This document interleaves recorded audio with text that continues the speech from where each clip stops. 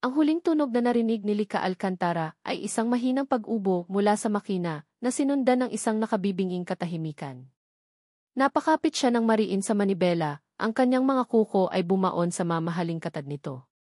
Sa labas, bumuhos ang malakas na ulan, ang bawat patak ay tila isang maliit na martilyong kumakatok sa bubong ng kanyang German-made na sasakyan, bawat isa ay nang aasar sa kanyang sitwasyon.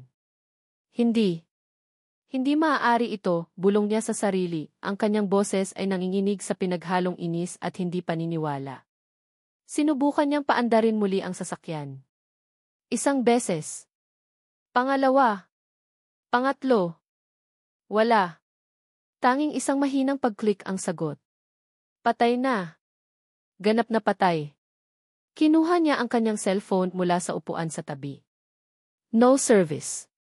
Isang malamig na takot ang unti-unting gumapang sa kanyang dibdib, isang emosyon na matagal na niyang hindi naramdaman. Siya si Lika Alcantara, ang CEO ng Alcantara Group of Companies. Ang kanyang mundo ay umiikot sa kontrol, sa mga schedule na sinusunod sa bawat minuto, sa mga taong sumusunod sa bawat utos niya. Ngayon, heto siya, nag-iisa sa isang hindi pamilyar na kalye sa Quezon City, walang kapangyarihan, walang signal, at walang paraan para makatawag ng tulong. Ang Hong Biensgiki ng Makati ay natunaw sa isang babaeng basang sisiw na naiwan sa gitna ng kawalan. Isang nakakabinging ingay ng umuugong na tambutso ang pumunit sa katahimikan. Mula sa kanyang side mirror, nakita niya ang isang luma at kinakalawang na delivery jeepney na papalapit. Ang malakas na tunog ng isang lumang rock song ay halos magpatalsik sa kanyang mga eardrum. Huminto ito sa tabi mismo ng kanyang sasakyan. Bumukas ang bintana nito at isang lalaki ang dumungaw.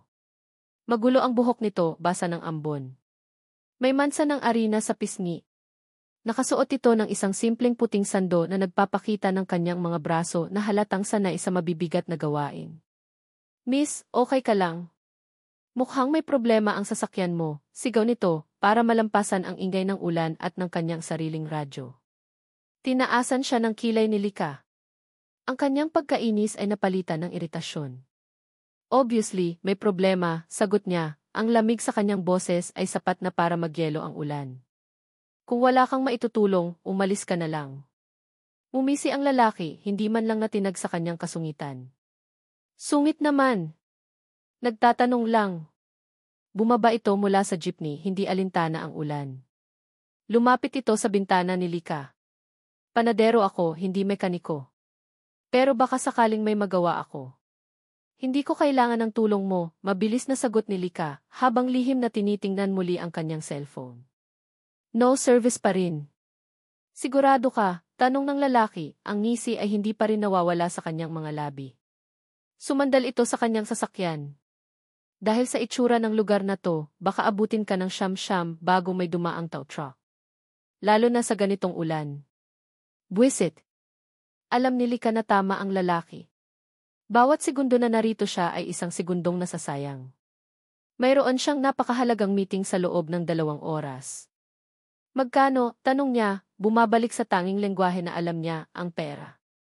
Nawala ang ngisi ng lalaki. Tinitigan siya nito, isang kakaibang tingin ang dumaan sa mga mata nito. Hindi lahat ng bagay na bibili ng pera, miss. Umiling ito at tumalikod, akmang babalik sa kanyang jeepney. Natigilan si Lika. Sandali, sigaw niya, ang kanyang pride ay unti-unting nalulunod sa desperasyon. Bumuntong hininga siya. Sige na. Tulungan mo na ako. Pakiusap. Iyon ang salitang pinakamahirap bigkasin para sa kanya. Pakiusap. Huminto ang lalaki at lumingon. Sa isang saglit, nakita ni Lika ang isang kislap ng tagumpay sa mga mata nito. Okay. Pero may kondisyon. Makalipas ang 15 minuto, natagpuan ni Lika ang kanyang sarili na nakaupo sa isang lumang silyang kahoy sa loob ng isang maliit na panaderya. Ang kanyang milyon-milyong pisong sasakyan ay nakaparada sa labas, nakakabit sa likuran ng kalawangin na jeepney na tila isang prinsesang binihag ng isang halimaw. Ang hangin ay puno ng matamis at mainit na amoy ng bagong lutong tinapay. Ang pangalan ng lugar na nakapinta sa isang simpleng tabla sa itaas ng pinto ay Pan de Corazon. Ang lalaki, na nalaman niyang Ramon pala ang pangalan, o Mon para sa mga kaibigan, ay hindi siya pinansin. Nagtatrabaho ito sa likod ng counter. Ang kanyang mga braso ay mabilis na gumagalaw habang nagmamasa ng harina. Bawat kilos niya ay may layunin, may tiwala sa sarili. Pinanood siya ni Lika, isang kakaibang kuryosidad ang pumalit sa kanyang pagkainis. Eto, sabi ni Mon, biglang naglapag ng isang maliit na supot na papel sa mesa sa harap niya. Hindi siya tinitingnan nito. Gutom ka na siguro. Pandesal. Bagong luto. Tiningnan ni Lika ang supot na may bahid ng pag-aalinlangan. Ngunit ang kanyang tiyan ay kumalam. Mula pa kaninang umaga, isang tasa lang ng itim na kape ang laman nito. Dahan-dahan niyang kinuha ang isang piraso ng pandesal mula sa loob. Mainit pa ito. Ang init ay kumalat sa kanyang malamig na mga palad, isang pakiramdam na nakakagulat na nakakaginhawa. Itinaas niya ito sa kanyang ilong. Ang amoy ay simple, ngunit mayaman. Amoy ng pagkabata ng mga umagang hindi niya kailanman naranasan. Nag-aalangan, kumagat siya. At sa sandaling iyon, ang mundo ni Lika Alcantara ay huminto. Ang tinapay ay malambot, malasa at perpekto. Hindi ito tulad ng mga mamahaling pastry na kinakain niya sa mga hotel. Ito ay totoo. Ito ay may kaluluwa. Naramdaman niya ang isang kakaibang init na gumapang mula sa kanyang tiyan hanggang sa kanyang dibdib. Napatingin siya kay Mon na ngayon ay nakatingin na sa kanya, ang kanyang mga mata ay nagtatanong. Sa unang pagkakataon sa buong araw, hindi niya alam kung ano ang sasabihin. Sino ba talaga ang lalaking ito? Biglang nag-vibrate ang kanyang cellphone sa kanyang kandungan. Mabilis niya itong tiningnan. May isang bar na ng signal. At may papasok na tawag. Ang pangalan ng kanyang assistant, si Jessica, ay lumitaw sa screen. Ma'am Lika. Salamat sa Diyos, sinagot mo. Ang boses ni Jessica sa kabilang linya ay puno ng gulat. Ma'am, may malaki po tayong problema. Kumunot ang noo ni Lika, bumalik sa kanyang CE mode. Anong problema, Jessica? Ma'am, yung supplier po natin para sa catering sa product launch bukas bigla pong nag-cancel. May emergency daw po sila. Sinubukan ko na pong tawagan lahat ng malalaking caterer, pero lahat po sila fully booked na. Napapikit si Lika. Ang product launch na iyon ang pinakamalaking proyekto ng kumpanya ngayong taon. Hindi ito pwedeng mapurnada. So anong plano mo, Jessica? Tanong niya, ang kanyang boses ay mahinahon ngunit may halong panganib. Ma'am, may nakita po ako, nauutal na sabi ni Jessica.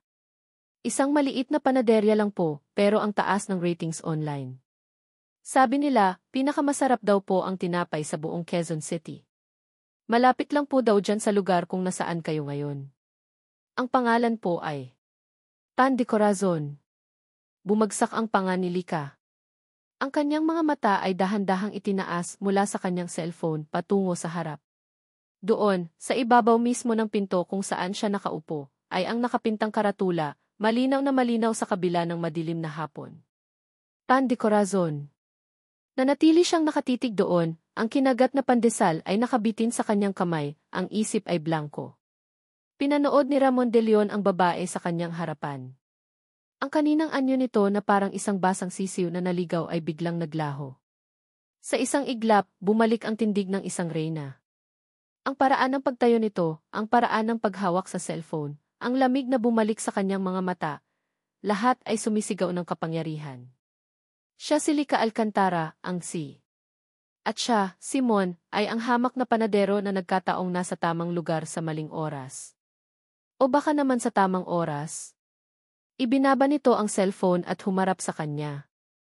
May alok ako sayo, sabi nito, ang boses ay diretso at walang paligoy-ligoy. Kailangan ko ng catering para sa isang malaking event bukas. Pastries, tinapay, lahat. Malaking order. Babayaran kita ng doble sa normal mong presyo.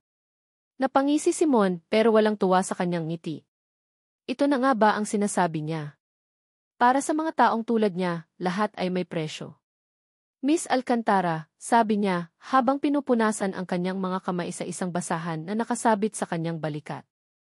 Nagpapasalamat ako sa alok mo, pero hindi ako tumatanggap ng ganyang klaseng order. Ang Pan de Corazon ay isang maliit na panaderya. Hindi kami pang corporate event si. Lahat ng tao ay may presyo, Dingif de Leon, giit ni Lika, ang kanyang kilay ay bahagyang tumaas. Sabihin mo lang kung magkano. Isang inis ang kumulo sa dibdib ni Mon. Tinanggal niya ang kanyang apron at inilapag ito sa counter ng may kaunting diin. Ang problema sa inyong mayayaman, akala ninyo lahat ng problema ay kayang solusyonan ng pera, diretsong sabi niya. Hindi ko kailangan ng pera mo. At lalong hindi ko ibebenta ang prinsipyo ng panaderya ko para lang sa isang gabi. Nakita niya ang gulat sa mga mata ni Lika. Halatang hindi ito sanay na tinatanggihan. Sa isang saglit, nagbago ang anyo nito. Ang reyna ay nawala at ang nakikita niya ngayon ay isang babaeng nasa bingit ng desperasyon. Bumuntong hininga ito, isang tunog na puno ng pagod. Hindi mo naiintindihan, sabi nito, ang boses ay mas mahina na ngayon. Ang event na to napaka-importante nito sa kumpanya. Sa akin. Pakiusap. Ang salitang iyon. Pakiusap. Natigilan si Mon. Ang salitang iyon, galing sa isang tulad ni Lika Alcantara, ay mas mabigat pa kaysa sa anumang tseke na kaya niyang isulat. Tinitigan niya ito. Nakita niya ang mga puyat sa ilalim ng mga mata nito, ang tensyon sa kanyang mga balikat. Sa ilalim ng mamahaling damit at malamig na panlabas, may isang taong nakikipaglaban. Isang ideya ang biglang pumasok sa isip niya. Isang nakakalokong ideya. Sige, sabi niya. Tatanggapin ko. Pero may isang kondisyon. Kahit ano, mabilis na sagot ni Lika. Ngumiti si Mon, isang tunay na ngiti sa pagkakataong ito. Hindi pera. Hindi kontrata.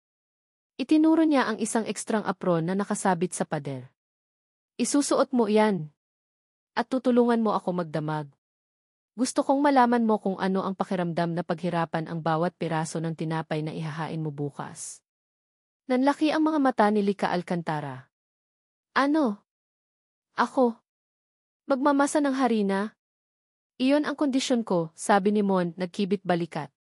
Take it or leave it, see. Nagsimula ang gabi sa isang nakakatawang sakuna. Sinubukan ni Lika na buhatin ang isang sakong arena at halos matumba ito. Ang kanyang mamahaling itim na blouse ay nagkaroon ng puting mansa ng harina sa braso. Nang subukan niyang magmasa, mas maraming harina ang napunta sa kanyang mukha kaysa sa mesa. Hindi mapigilan ni Mon na matawa. Hindi nakakatawa, inis na sabi ni Lika habang pinupunasan ang kanyang pisngi. Nakakatawa kaya, sagot ni Mon, lumapit sa kanya. Heto, ganito. Inilagay niya ang kanyang mga kamay sa ibabaw ng mga kamay ni Lika na nakapatong sa masa. Naramdaman niya ang pag-igting ng mga kamay nito sa ilalim ng kanyang palad. Kailangan mong maramdaman yung masa. Hayaan mong sabihin sa'yo kung ano ang kailangan niya. Dahan-dahan lang. Ginabayan niya ang mga kamay nito, ipinapakita ang tamang ritmo ng pagmamasa. Ang hangin sa pagitan nila ay biglang nag-iba. Ang amoy ng lebadura at asukal ay nahaluan ng banayad na pabango ni Lika. Mula sa malapitan, nakita niya ang determinasyon sa mga mata nito. Hindi ito sumuko. Sa kabila ng pagiging klatsadora, patuloy itong sumubok. Habang lumalalim ang gabi, ang kanilang pagtatrabaho ay nagkaroon ng ritmo. Ang katahimikan ay napalitan ng mga tanong ng mga kwento. Nalaman ni Mon ang tungkol sa pressure na pasan-pasan nito bilang si. Nalaman naman ni Lika ang simpleng pangarap ni Mon na magkaroon ng panaderyang magpapasaya sa mga tao. Ang mga pader sa pagitan nila ay unti-unting gumuho, piraso-piraso, sa bawat tinapay na kanilang nabuo. Kinaumagahan, nang matapos nila ang huling tray ng ensaymada, pareho silang pagod pero may ngiti sa kanilang mga labi. Ang panaderya ay puno ng daan-daang piraso ng tinapay na silang dalawa mismo ang gumawa. Naging isang malaking tagumpay ang event. Tumawag si Lika kay Mon kinahapunan para magpasalamat. Mon, hindi ko alam kung paano magpapasalamat, sabi ni Lika sa kabilang linya, ang kanyang boses ay puno ng kagalakan. Lahat sila, nagustuhan nila yung mga tinapay. They were asking kung saan galing. Sinabi ko sa'yo, may mahika ang mga kamay ko, biro ni Mon, napapangiti habang nag-aayos ng display sa kanyang tindahan. Pati yung pinsan ko, si Beatrice, hinahanap kung sino yung baker. Medyo na-curious siya, dagdag ni Lika. Beatrice, ulit ni Mon sa pangalan. Wala lang iyon sa kanya. Isang pangalan lang. Pakisabi sa kanya, Secret Recipe. Narinig niya ang tawa ni Lika sa kabilang linya, isang tunog na mas matamis pa kaysa sa asukal na ginagamit niya. Matapos ang tawag, bumalik si Mon sa kanyang trabaho, pero ang isip niya ay lumilipad. Hindi niya maalis sa isip niya ang ngiti ni Lika, ang itsura nito na may harina sa ilong, ang init ng kamay nito. Napailing siya. Magkaiba ang mundo ninyo, Mon. Huwag ka nang umasa. Gabi na nang matapos siyang maglinis. Pagod na pagod, isasara na sana niya ang pinto ng panaderya nang may marinig siyang ugong ng isang pamilyar na sasakyan. Huminto ito sa tapat ng kanyang tindahan. Ang mga headlight nito ay tumama sa kanyang mga mata. Bumukas ang pinto ng sasakyan. Mula sa dilim, lumabas ang isang figura. Ang kanyang puso ay biglang kumabog ng mabilis. Si Lika. Nakatayo ito roon, sa gitna ng kalye, nakatingin sa kanya. Wala na ang Sihi. Wala na ang Reyna. Ang nakikita niya lang ay isang babae na tila may hinahanap. Dahan-dahan itong humakbang palapit.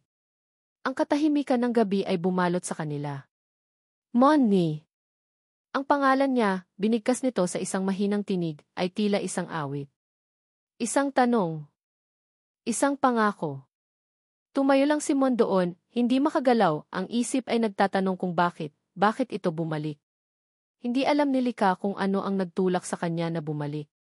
Ang tanging alam niya ay pagkatapos ng isang buong araw ng pakikipag-usap sa mga board member, pag-aaral ng mga numero, at pagpapakitang gilas sa mundo ng korporasyon, iisa lang ang nasa isip niya, ang amoy ng bagong lutong tinapay, at ang ngiti ng lalaking gumawa nito. Nakatayo sila roon, sa ilalim ng malamlam na ilaw ng poste, ang hangin sa pagitan nila ay puno ng mga salitang hindi masabi. Simon ang unang bumasag sa katahimikan. Naiwan ka ba ulit ng sasakyan mo? Tanong nito, isang maliit na ngiti ang sumilay sa kanyang mga labi. Umiling si Lika. Hindi. Sinadya kong pumunta rito. Ang pag-amin ay tila nagpalaya sa isang bagay sa kanyang dibdib. Gusto ko lang magpasalamat ulit. Personal. Tinatanggap ko, sabi ni Mon, pero hindi ito gumalaw. Ang mga mata nito ay nakatitig sa kanya, tila sinusubukan basahin ang nasa likod ng kanyang mga salita. Isang katahimikan ang muling namagitan. Napakagatlabi si Lika. At saka baka sakaling may natira ka pang pandesal. Ang ngiti ni Mon ay lumawak at biglang gumaan ang pakiramdam ni Lika. Pasok ka, sabi nito, binubuksan ang pinto ng panaderya. Iyon ang naging simula. Ang mga gabing pagbisita ni Lika sa Pan de Corazon ay naging isang lihim na ritual. Tatakas siya mula sa kanyang penthouse sa Makati, iiwan ang kanyang pagiging CEO sa garahe, kasama ang kanyang mamahaling sasakyan at magmamaneho papuntang Quezon City. Doon, sa maliit at mainit na kusina ni Mon, natagpuan niya ang isang kanlungan. Sasamahan niya itong mag-eksperimento ng mga bagong resepe. Matatawa siya kapag ang mukha niya ay napuno na naman ng tsokolete. Makikinig siya sa mga kwento nito tungkol sa kanyang mga parokyano, ang matandang lola na paborito ang Monay, ang grupo ng mga estudyanteng laging bumibili ng Spanish bread. Sa mga sandaling iyon, hindi siya si Lika Alcantara, ang reyna ng negosyo. Siya lang si Lika, isang babaeng natututong tumawa muli. Isang gabi, dinala siya ni Mon sa isang kalapit na isawan. Ano to? Tanong ni Lika, nakatingin sa mga bitukang nakatuhog sa barbecue stick na maihalong pag-aalinlangan. Pagkain iyan ng mga tunay na kampiyon, biro ni Mon, inabutan siya ng isa. Subukan mo. Masarap yan. Nag-aalangan, kumagat si Lika. Ang lasa, isang kombinasyon ng alat, tamis, at usok, ay sumabog sa kanyang bibig. Napangiti siya. Masarap nga. Habang nakaupo sila sa isang plastik na upuan sa gilid ng kalsada, kumakain ng isaw at umiinom ng malamig na soda, naramdaman ni Lika ang isang kaligayahan na hindi kayang bilhin ng pera niya. Simple. Totoo. Minsan, si Mon naman ang bumisita sa mundo niya. Isang gabi, nag-aalangan itong pumasok sa kanyang penthouse. Manghang-mangha ito sa laki ng espasyo, sa mga bintanang salamin na tanaw ang buong syudad. Ang taas pala dito, sabi nito, nakadungaw sa bintana. Parang nasa ibabaw ka ng mundo. Minsan, nakakalungkot din sa itaas, mahinang sagot ni Lika, nakatayo sa likuran nito. Lumingon si Mon sa kanya. Sa katahimikan ng kanyang malawak na sala, dahan-dahan nitong inabot ang kanyang kamay. Ang magaspang na palad nito, na sanay sa init ng oven, ay binalot ang kanyang malambot na kamay. Walang nagsalita. Ang kilos na iyon ay sapat na. Ngunit ang kanilang lihim na mundo ay hindi maaaring manatiling lihim magpakailanman. Isang hapon, habang sabay silang naglalakad palabas ng isang coffee shop malapit sa gis, isang pamilyar na boses ang tumawag sa kanya. Lika. Napahinto si Lika, ang kanyang puso ay biglang kumabog. Si Ing Itan, isa sa pinakamatandang miyembro ng board. Tumingin si Ing Itan mula kay Lika patungo kay Mon na nakasuot lang ng simpleng t-shirt at maong. Isang mapanuring tingin ang ibinigay nito kay Mon mula ulo hanggang paa. Sino ang kasama mo?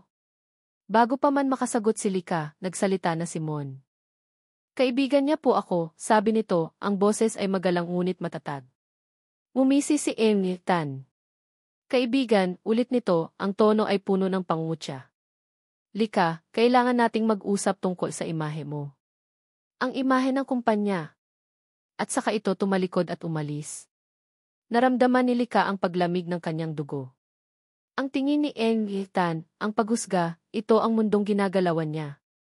Isang mundo kung saan ang lahat ay sinusukat base sa panlabas na anyo. Pasensya ka na, sabi ni Lika kay Mon nang makaalis na ang matanda. Wala iyon, sabi ni Mon, pero nakita ni Lika ang bahid ng sakit sa mga mata nito. Sanay na ako. Sa opisina, sinalubong siya ng kanyang pinsan na si Beatrice.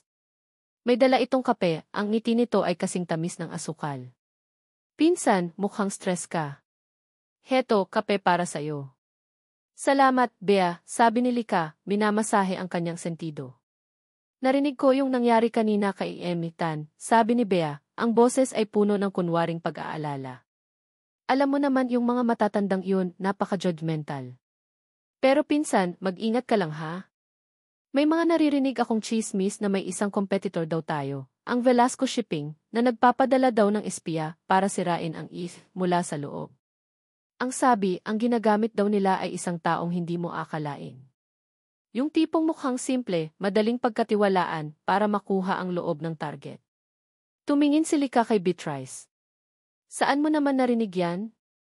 Nagkibit balikat si Bea. Sa mga sulok-sulok lang. Alam mo na. Gusto ko lang mag-ingat ka. Ayokong masaktan ka. Pinilit ni Lika ng umiti, pero ang mga salita ni Bea ay tumatak sa kanyang isipan na parang lason. Isang taong hindi mo akalain. Madaling pagkatiwalaan. Kinagabihan, hindi na muna siya pumunta sa Pandecorazon. Sinabi niyang marami siyang trabaho. Ngunit ang totoo, gulong-gulo ang isip niya. Minamahal na ba niya si Mon? Nagtitiwala ba siya dito? Ang sagot sa kaibuturan ng kanyang puso ay.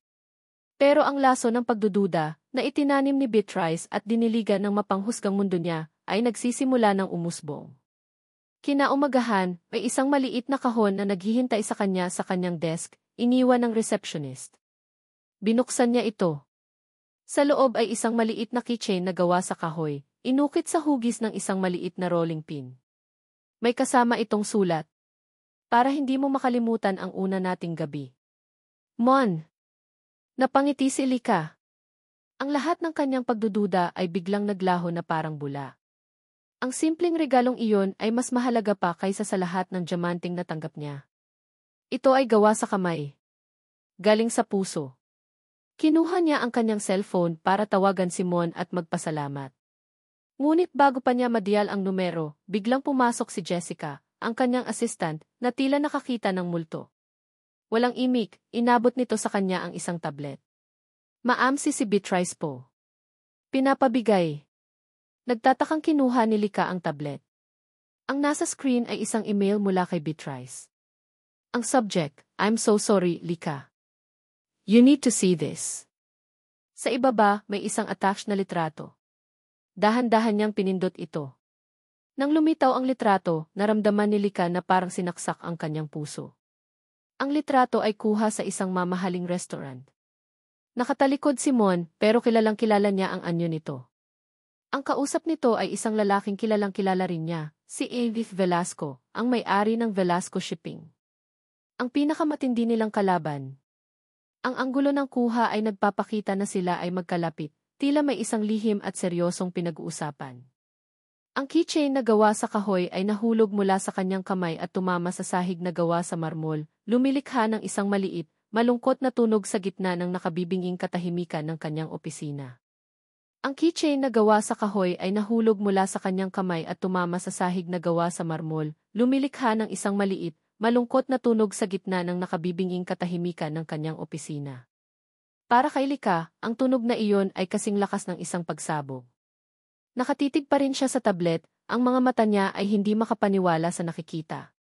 Si Mon at si Amy Velasco. Magkasama.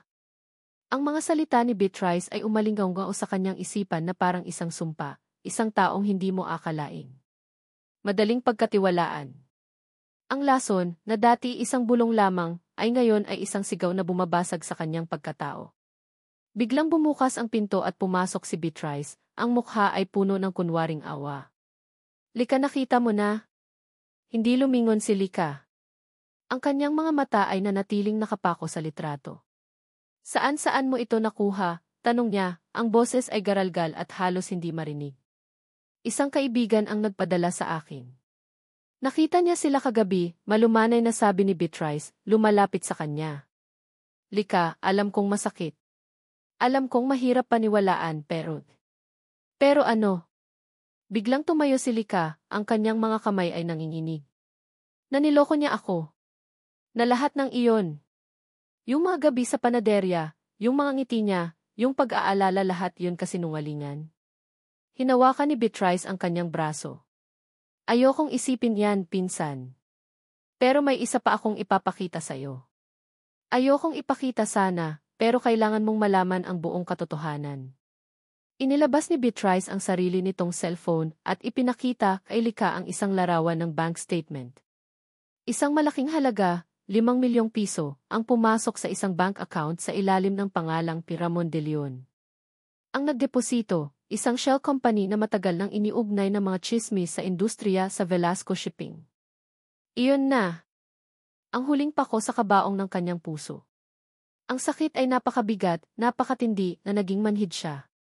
At sa ilalim ng pamamanhid na iyon, isang bagong damdamin ang umusbong, isang damdaming mas pamilyar at mas madaling harapin kaysa sa sakit, galit. Isang malamig, matalim na galit. Hindi na siya nagsalita. Kinuha niya ang kanyang bag at ang susi ng kanyang sasakyan. Lika, saan ka pupunta? Tanong ni Beatrice, na may pag-aalala sa boses. Kailangan kong marinig mula sa kanya, sabi ni Lika, ang boses ay walang emosyon. Kailangan kong makita ang mukha niya habang nagsisinungaling siya sa akin. Tumakbo siya palabas ng opisina, hindi pinapansin ang mga tawag ni Jessica at ni Beatrice. Ang kanyang pagmamaneho papuntang Quezon City ay mabilis at mapanganib. Bawat pulang ilaw ay tila ng aasar sa kanya. Bawat busina ay nagpapalakas sa pintig ng dugo sa kanyang mga tainga. Nang makarating siya sa Pan de Corazon, bumaba siya ng sasakyan at walang katok-katok na binuksan ang pinto. Nandoon si Mon, nakatalikod, nag-aayos ng mga bagong lutong tinapay sa estante.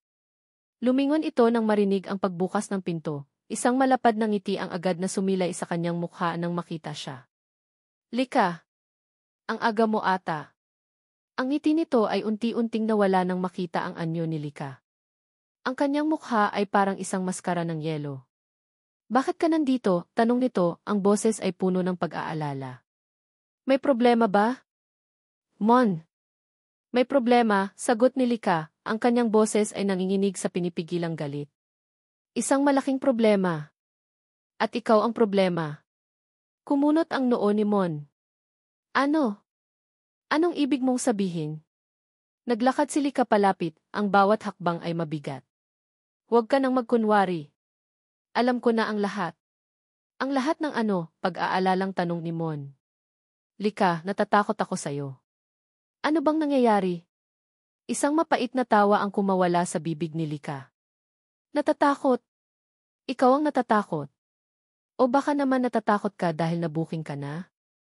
Inilabas niya ang kanyang cellphone at itinapat ito sa mukha ni Mon. Ang litrato nila ni Velasco. Ipaliwanag mo to. Tinitigan ni Mon ang litrato at nakita ni Lika ang gulat at pagkalito sa kanyang mga mata. Iyan si Tito Enrique. Kaibigan siya ng pamilya ko. Nakita ko siya sa mall kagabi, kinamusta lang niya ako.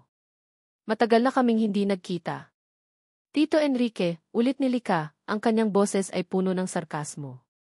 Ang galing mong umarte, Mon. Talagang napaniwala mo ako. Ang hamak na panadero. Ang simpleng tao. Napakagaling. Lika, hindi ko maintindihan. Hindi mo maintindihan, sigaw ni Lika, hindi na napigilan ang kanyang damdamin. O baka naman ito ang mas maiintindihan mo. Ipinakita niya ang larawan ng bank statement. 5 milyong piso, Mon. Magkano ba ang halaga ng tiwala ko? Magkano ka ba niya binayaran para sirain ako? Tinitigan ni Mon ang pangalawang litrato. Ang pagkalito sa kanyang mukha ay napalitan ng isang bagay na mas malalim, isang dahan-dahang realisasyon. Isang realisasyon na may naglalaro sa kanila. Lika, hindi akin yan. Isang patibong to, hindi ko alam kung sino ang gumagawa nito, pero pakinggan mo ako. Ayoko nang makinig, sabi ni Lika, itinulak ang kamay nito na akmang hahawak sa kanya. Lahat ba kasinungalingan? Yung gabi na tinulungan mo ako. Yung mga tinapay. Yung mga kwento mo. Yung mga lihim na pagtatagpo. Sabihin mo sa akin, Mon. Kasama ba lahat yun sa plano? Ang sakit sa mga mata ni Mon ay halos hindi na makayanan ni Lika tingnan. Hindi, bulong nito, ang boses ay basag. Lahat ng iyon totoo. Maniwala ka sa akin, Lika. Pakiusap. Ang salitang pakiusap. Dati, iyon ang nagpabago ng lahat. Ngayon, parang laso na lang ito sa kanyang pandinig. Umiling si Lika, ang mga luha ay nagsisimula ng mamuo sa kanyang mga mata. Tapos na ako sa paniniwala sa'yo. Dinukot niya ang isang bagay mula sa kanyang bulsa. Ang keychain na gawa sa kahoy. Ang regalo nito kanina lang. Ang simbolo ng kanyang katangahan. Ito, sabi niya, ang kanyang boses ay malamig na parang yelo. Sa'yo na to. At ibinato niya ito sa sahig. Tumama ito sa sementadong sahig, sa pagitan nilang dalawa, isang maliit na piraso ng kahoy na sumisimbolo sa isang wasak na pangako. Hindi na kita gustong makita pa. Sa huling pagkakataon, tiningnan niya ang mukha ni Mon, ang mukha ng lalaking minahal niya, ang mukha ng lalaking sumira sa kanya. At saka siya tumalikod. Bawat hakbang palabas ng panaderya ay parang isang paglalakbay sa impyerno. Nang marating niya ang pinto, hindi niya napigilang lumingon ng bahagya. Nakita niya si Mon na nakatayo pa rin doon, hindi gumagalaw, nakatingin sa sahig kung saan nakalatag ang durog nilang pangarap. Isinara niya ang pinto sa likuran niya. Sa sandaling iyon, ang lakas na pinanghahawakan niya ay biglang bumigay. Napasandal siya sa pader sa labas, ang kanyang mga tuhod ay nanghina. Doon, sa ilalim ng maingay na araw, sa gilid ng isang abalang kalye, ang T.A. Hong Bien-gi ng Alcantara Group ay napahagulgol ng walang tunog, ang kanyang mga luha ay tahimik na dumadaloy, kasabay ng pagguho ng kanyang mundo. Nakatayo lang si Ramon de Leon sa gitna ng kanyang panaderya, ang mga paa ay tila nakabaon sa semento. Ang amoy ng bagong lutong tinapay, na dati nagbibigay sa kanya ng ligaya, ngayon ay parang sumasakal sa kanya. Nakatingin siya sa sahig, sa maliit na keychain na gawa sa kahoy. Ang regalo niya para kay Lika. Isang piraso ng kanyang puso na ngayon ay nakahandus sa isa malamig na sahig, binaliwala at wasak, tulad niya. Ang huling mga salita ni Lika ay paulit-ulit na umalinggaw sa kanyang isipan. Hindi na kita gustong makita pa. Bawat salita ay isang patalim na bumaon ng malalim. Ang sakit ay napakatindi, halos hindi siya makahinga. Paano sila napunta dito? Paano nasira ang isang bagay na napakaganda sa isang iglap lang? Dahan-dahan siyang yumuko at pinulot ang keychain. Habang hawak niya ito sa kanyang palad, nagsimulang maglinaw ang lahat sa kanyang isipan. Ang litrato kasama si Tito Enrique. Ang peking bank statement. Ang biglaang pagdating ni Lika. Hindi ito nagkataon lamang. Isa itong plano. Isang masalimuot at malupit na patibong. Beatrice. Ang pangalan na binanggit ni Lika. Ang pinsan na na-curious sa baker. Bigla niyang naalala ang sinabi ni Tito Enrique kagabi, mag-ingat ka, iho. May mga naririnig akong hindi maganda sa kumpanya ng mga Alcantara. May isang ahas sa loob ng pamamahay nila. Noong una, binaliwala niya iyon. Ngayon, ang mga salitang iyon ay parang isang kulog. Isang ahas. At ang kamandag nito ay pumatay sa tiwala ni Lika. Kinuha niya ang kanyang cellphone, nanginginig ang mga kamay, at sinubukang tawagan si Lika. Diretso sa voicemail. Sinubukan niya ulit. Voicemail. Pangatlo. Pang-apat. The number you have dialed is currently unavailable. Binlock siya. Isang pakiramdam ng kawalan ng pag-asa ang bumalot sa kanya. Paano niya ipapaliwanag ang sarili kung ayaw na nitong makinig? Paano niya lalabanan ang isang multo, isang kasinungalingan na ngayon ay mas totoo pa kaysa sa katotohanan sa isipan ni Lika? Sa desperasyon, nagmaneho siya papunta sa Makati. Kailangan niyang makita si Lika. Kailangan niyang ipaintindi dito. Ngunit pagdating niya sa engranding lobby ng Alcantara Group of Companies, hinarang agad siya ng mga gwardiya. "Sir, saan po ang punta ninyo?" Tanong ng isang gwardiya, ang tingin ay mapanuri mula sa kanyang simpleng damit hanggang sa kanyang pagod na mukha. "Kailangan kong makausap si Lika Alcantara," pakiusap ni Mon. "Importante ito." "May appointment po ba kayo?" "Wala, pero..." "Pasensya na po, sir. May utos po si Maam na huwag kayong papasukin," sabi ng gwardiya. Ang boses ay matatag ngunit may bahid ng awa. Natigilan si Mon. May utos. Ganoon kabilis. Ganoon kadali para sa kanya na burahin siya sa buhay nito. Napatingala siya sa toreng salamin sa tuktok kung saan naroon ang opisina ni Lika. At doon, sa isang bintana, nakita niya ang isang anino. Isang babae. Si Beatrice. Nakatayo ito roon, nakatingin sa kanya mula sa itaas. At kahit sa kalayuan, nakita ni Mon ang isang bagay sa mukha nito, isang ngiti. Isang ngiti ng tagumpay. Sa sandaling iyon, alam na niya. Alam na niya kung sino ang tunay na kalaban. Hindi ang mga gwardiya. Hindi ang distansya sa pagitan nila. Kundi ang babaeng nasa itaas na naghabi ng isang perpektong lambat ng kasinungalingan. Bumalik siya sa kanyang jeepney, ang pakiramdam ng pagkatalo ay mas mabigat kaysa sa anumang sakong arena na binuhat niya. Pagbukas niya ng radyo, isang balita ang kanyang narinig. Nagulantang ang mundo ng negosyo ngayong umaga sa paglabas ng balita tungkol sa isang corporate espionage scandal na kinasasangkutan ng Alcantara Group.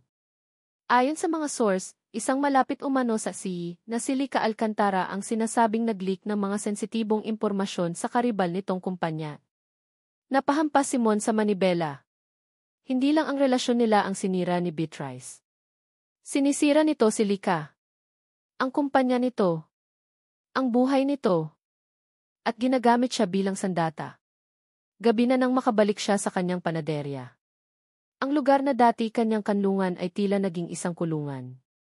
Umupo siya sa dilim, ang tanging ilaw ay mula sa kalye sa labas. Anong laban niya? Siya lang si Mon, isang simpleng panadero. Paano niya lalabanan ang isang makapangyarihang tao, tulad ni Beatrice, na kayang magbayad para sa mga peking dokumento at magkalat ng mga nakalalasong balita? Sa unang pagkakataon sa loob ng maraming taon, naramdaman niya ang parehong pakiramdam na nagtulak sa kanya na iwan ang dati niyang buhay, ang pakiramdam ng pagiging walang kapangyarihan. Tiningnan niya ang kanyang refleksyon sa madilim na bintana. Ang lalaking nakatingin pabalik ay pagod, talunan at may durog na puso. Ito ba talaga siya? Isang taong tatakbo na lang kapag nahihirapan? Isang taong hahayaan na lang na manalo ang kasamaan? Hindi. Hindi sa pagkakataong ito. Dahil hindi lang ang pangalan niya ang nakataya ngayon. Kundi ang babaeng minahal niya, kahit na kinamumuhian siya nito ngayon. Tumayo siya, isang bagong determinasyon ang pumuno sa kanyang pagkatao. May isang paraan pa. Isang paraan na matagal na niyang tinalikuran. Isang buhay na kanyang kinasuklaman. Ngunit ngayon, iyon na lang ang tanging armas na mayroon siya. Naglakad siya papunta sa kanyang maliit na kwarto sa likod ng panaderya. Mula sa ilalim ng kanyang kama, hinila niya ang isang luma at maalikabok na maleta. Binuksan niya ito. Sa loob, sa ilalim ng mga lumang damit, ay isang mamahaling business suit at isang leather briefcase. Kinuha niya ang kanyang cellphone.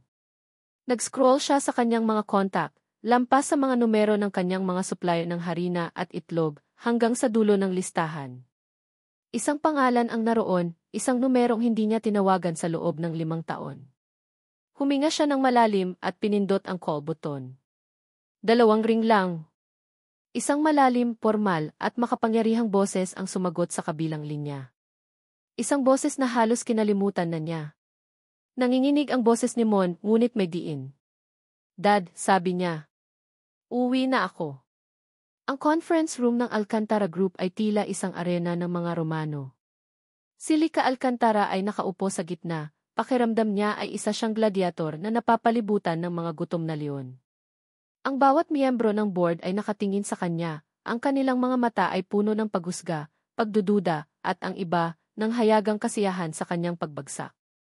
Ang presyo ng stock ng ISU ay bumagsak ng husto. Ang balita tungkol sa ASPA ay nasa lahat ng dako. At siya, ang kanilang Gi A Hongbian's Gi, ay nasa bingit ng pagkatunaw.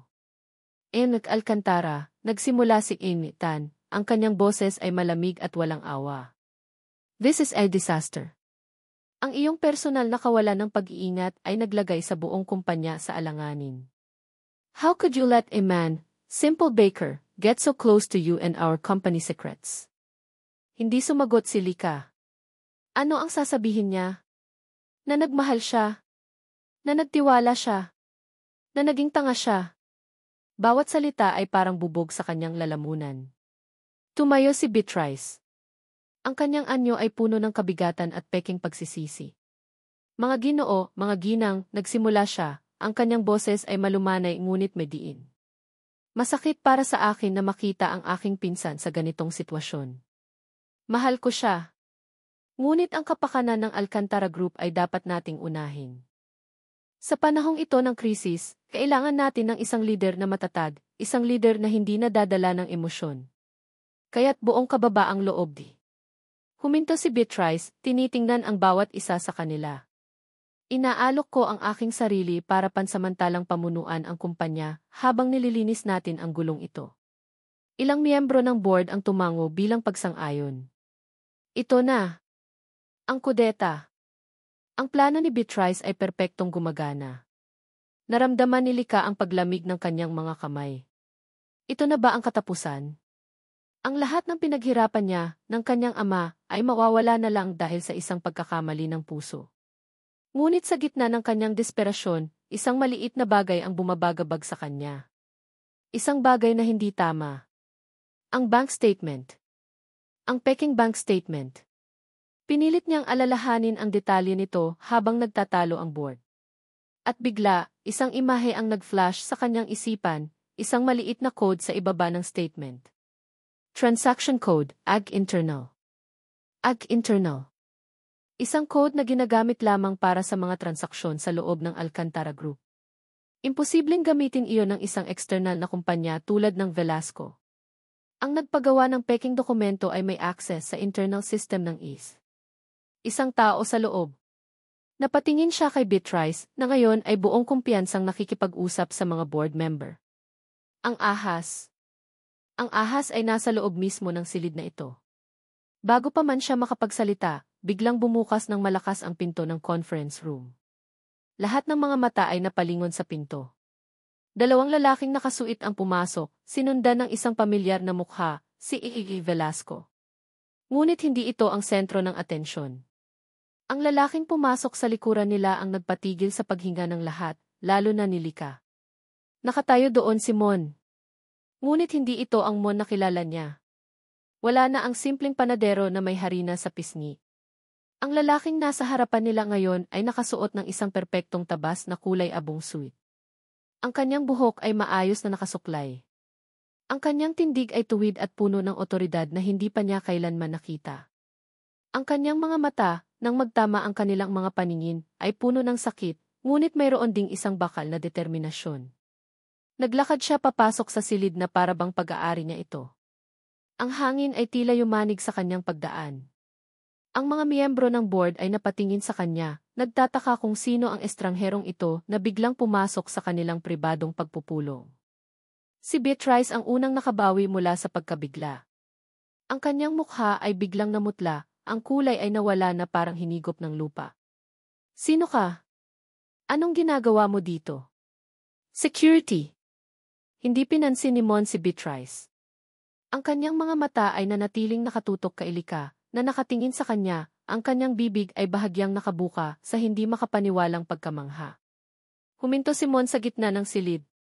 Ang kanyang presensya ay pumuno sa bawat sulok. Naniniwala akong pinag-uusapan ninyo ako, sabi niya.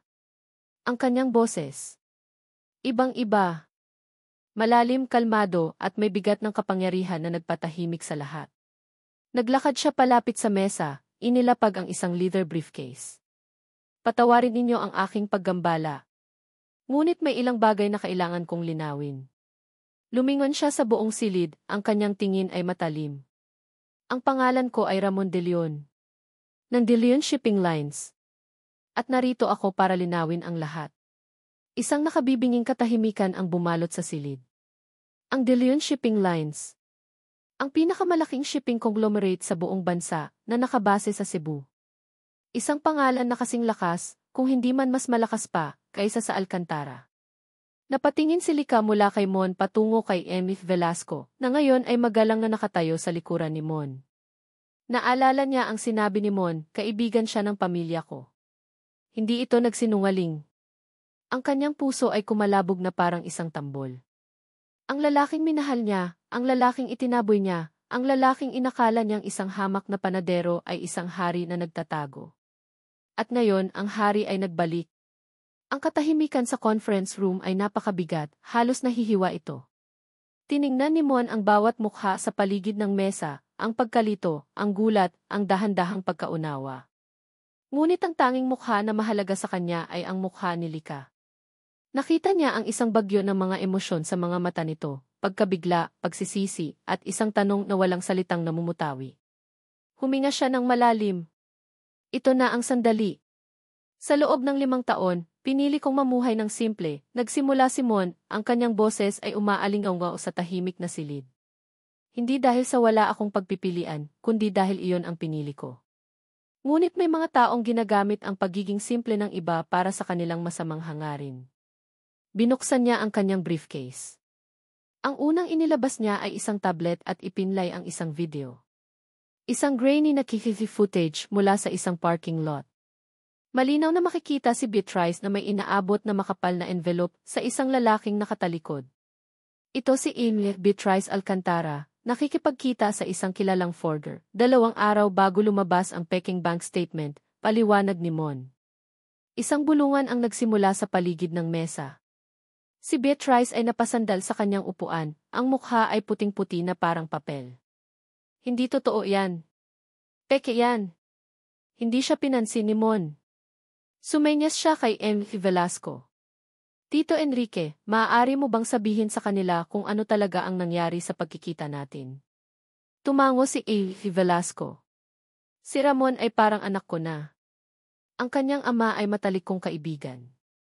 Nang makita ko siya sa mall, kinamusta ko lang siya. Walang anumang usapang negosyo. Ang litrato ay kinuha sa isang anggulo para magmukhang malisyoso. At tungkol sa 5 milyong piso, dagdag ni Mon, inilabas ang isang folder ng mga dokumento.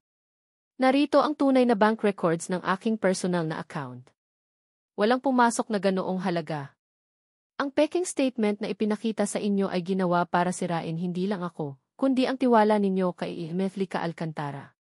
Tumingin siya ng diretsyo kay Beatrice, ang kanyang mga mata ay nag-aapoy. Ang lahat ng ito ay isang plano. Isang plano para maagaw ang posisyon ng iyong sariling pinsan. Hindi.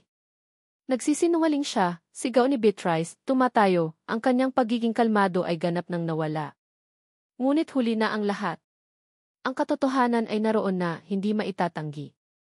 Ang mga miyembro ng board, na kanina lang ay handa ng hatulan si Lika, ngayon ay nakatingin kay Beatrice ng may pagkasuklam. Ang ahas ay nahubaran na ng balat.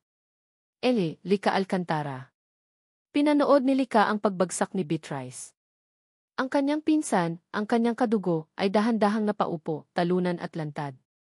Isang bahagi niya ang dapat sanang maging masaya, ngunit ang naramdaman lang niya ay isang malalim na kalungkutan. Ang sakit ng pagkakanulo ng isang pamilya ay mas malalim pa kaysa sa anumang pagbagsak ng stock market. Pagkatapos ng kaguluhan, habang inaasikaso ng mga abogado at security ang sitwasyon ni Beatrice, naiwan silang dalawa ni Mon sa malawak at tahimik na conference room. Ang araw ay papalubog na, pinipinturahan ang kalangitan ng Makati ng kulay kahel at lila. Tumayo si Mon sa tabi ng bintana, nakatingin sa labas, ang kanyang anyo ay isang anino laban sa papalubog na araw. Siya si Ramon de Leon, ang tagapagmana.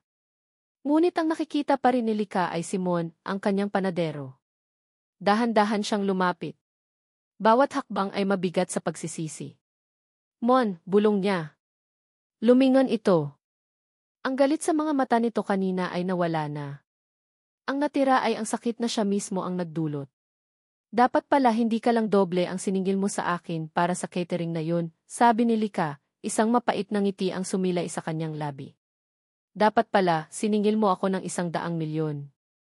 Isang bahagyang ngiti ang gumuhit sa labi ni Mon. Hindi ko kailangan ng pera mo, Lika. Noon at ngayon. Alam ko. Ang mga luha ay nagsimulang mamuo sa kanyang mga mata. Mon, patawarin mo ako. Patawad dahil hinusgahan kita. Patawad dahil hindi ako naniwala sa'yo. Patawad dahil ang tiningnan ko lang ay kung ano ang nakikita ng mga mata ko at hindi kung ano ang sinasabi ng puso ko. Patawad di. Hindi na niya natapos ang sasabihin niya. Ang kanyang boses ay nabasag sa isang hikbi. Lumapit si Mon sa kanya. Dahan-dahan nitong itinaas ang kanyang kamay at pinunasan ang isang butil ng luha sa kanyang pisngi. Tumigil ka na, mahinang sabi nito. May kasalanan din ako. Dapat sinabi ko sa'yo ang totoo mula pa sa simula. Ngunit natakot ako. Natakot ako na kapag nalaman mo kung sino talaga ako, ang titingnan mo ay ang pangalan ko at hindi ako. Pero iyon din ang ginawa ko, hindi ba? Sagot ni Lika. Tiningnan ko ang panadero at hindi ang lalaki sa likod ng apron. Tinitigan nila ang isa't isa, ang lahat ng sakit at hindi pagkakaunawaan ay nasa pagitan nila. Tumakas ako sa aking mundo dahil pagod na ako sa mga kasinungalingan at pagpapanggap, pag-amin ni Mon. Sa Pandikorazon, sa pagmamasa ng harina, doon ko nahanap ang katotohanan. At sayo-sayo ko nahanap ang dahilan para harapin muli ang mundo kong tinalikuran. Lon Fane. Makalipas ang ilang linggo. Ang Pandikorazon ay bukas gaya ng dati. Ang amoy ng bagong lutong pandesal ay kumakalat pa rin sa kalye. Sa likod ng counter, abala si Mon sa pagmamasa, isang ngiti ang nasa kanyang mga labi. Hindi na ito isang pagtakas. Ito ay isang pasyon. Isang babae ang lumapit sa kanya, nakasuot ng simpleng maong at t-shirt, at isang apron na may bahid ng arena.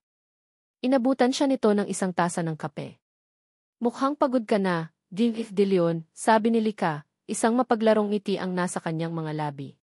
Hindi ako napapagod basta't ikaw ang katulong ko, Jingif Alcantara, sagot ni Mon, kinindatan siya. Kinuha niya ang kamay ni Lika.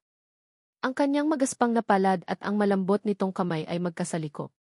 Perpekto. Ang dami pa ring nagtatanong kung bakit ang CEO ng Alcantara Group ay naglalaan ng oras para magbenta ng tinapay dito, sabi ni Lika, sumasandal sa balikat ni Mon. Anong sinasabi mo sa kanila? Tanong ni Mon. Mumiti si Lika, nakatingin sa kanilang mga kamay na magkahawak. Sinasabi ko sa kanila na dito ko nahanap ang pinakamahalaga kong asset. Tinitigan siya ni Mon, ang kanyang mga mata ay puno ng pagmamahal. Ako rin, bulong niya. Dito, kasama mo dito ko nahanap ang tunay na yaman. At sa gitna ng init at amoy ng panaderya, sa harap ng mga tray ng gintong tinapay, hinalikan niya si Lika. Isang halik na hindi na lihim, hindi na masakit. Isang halik na puno ng pangako ng isang bagong simula, isang kinabukasang binuo, hindi sa yaman o katayuan, kundi sa katotohanan, tiwala, at pag-ibig na kasing init at kasing totoo ng pandesal na kanilang pinagsaluhan. At dito nagtatapos ang kwento ni Lika at Mon. Mula sa kaibuturan ng aking puso, maraming salamat sa inyong pagsubaybay. Sa bawat isa sa inyo na nakinig at sinamahan si Lika at Mon sa kanilang paglalakbay, ang aking taos-pusong pasasalamat. Habang isinusulat ko ang kanilang kwento, naramdaman ko rin ang kanilang bawat sakit, bawat kilig, at bawat pagbangon.